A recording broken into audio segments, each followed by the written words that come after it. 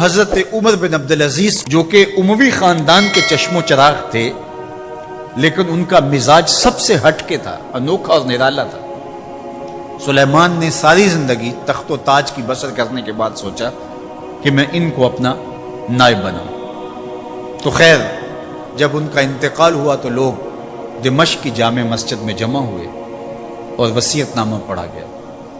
تو حضرت عمر بن عبدالعزیز کھڑے ہوئے، فرمایا لوگوں، نہ تو میری منشا تھی کہ مجھے خلیفہ بنایا جائے اور نہ مجھے اس بات کا علم تھا، یہ میری منشا اور آپ لوگوں کی مشاورت کے بغیر کیا گیا ہے، میں اس سے دستبردار ہوتا ہوں، آپ جس کو چاہیں اپنا خلیفہ مقرر کر لیں۔ تو لوگوں نے کہا آپ ہی ہمارے امیر ہیں، آپ ہی ہمارے خلیفہ ہیں۔ تو آپ نے فرمایا کہ جب تک اللہ کی اطاعت کرتا رہوں تب تک تمہارا خلیفہ رہوں۔ اور پھر آپ نے حکم نامہ جاری کیا کہ میری جتنی جائیداد ہے ساری بیت المال میں جمع کروائی جائے، اور جتنے بھی اموی شہزادے تھے ان کی جائیدادیں جو لوگوں کے ضبط کی ہوئی تھی سب کو بحق سرکار ضبط کرنے کا حکم نامہ جاری کیا۔ مسجد سے باہر نکلے تو آپ کے لیے شاہی سواری لائے گی، فرمایا میرا خچر کافی ہے میرے۔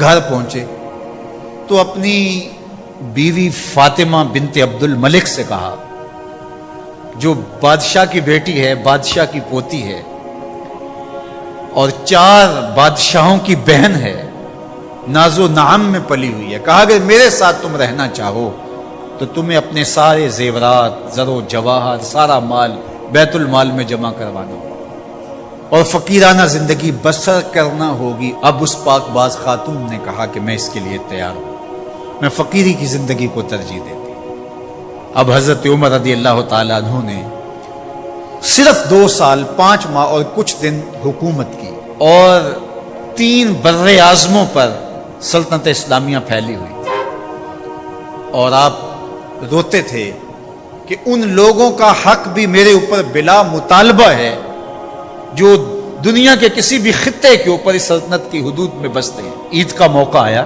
عیدگاہ میں جب لوگ ایک دوسرے کو مل رہے تھے تو امیر المومنین کے بیٹوں کے کپڑے خستہ تھے، پرانے تھے، پیوند لگے ہوئے تھے۔ تو آپ نے اپنے بیٹوں سے کہا کہ تمہیں شرم تو آ رہی ہوگی کہ امیر المومنین کے بیٹے ہو کے تمہیں ڈھنگ کا لباس بھی دستیاب نہیں ہے۔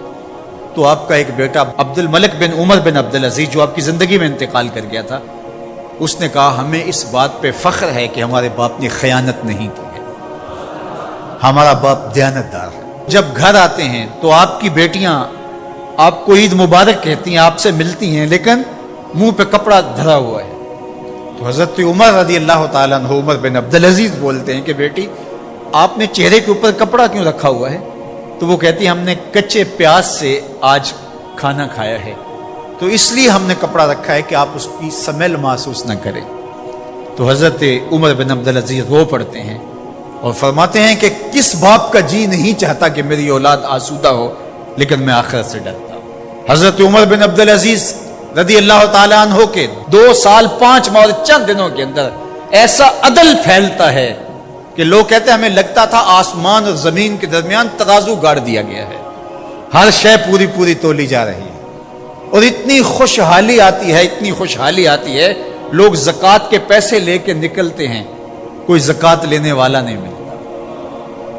ایک علاقے کے لوگ حضرت عمر بن عبدالعزیز کو خط لکھتے ہیں کہ حضرت زکوٰۃ کا کیا کریں؟ فرمایا غریبوں کو دے۔ کہا کوئی غریب رہا ہی نہیں، تو کہا کہ اچھا آپ اس طرح کریں کہ جن کی شادیاں نہیں ہوئی ان کا مہر ادا کر کے شادیاں کروا دیں۔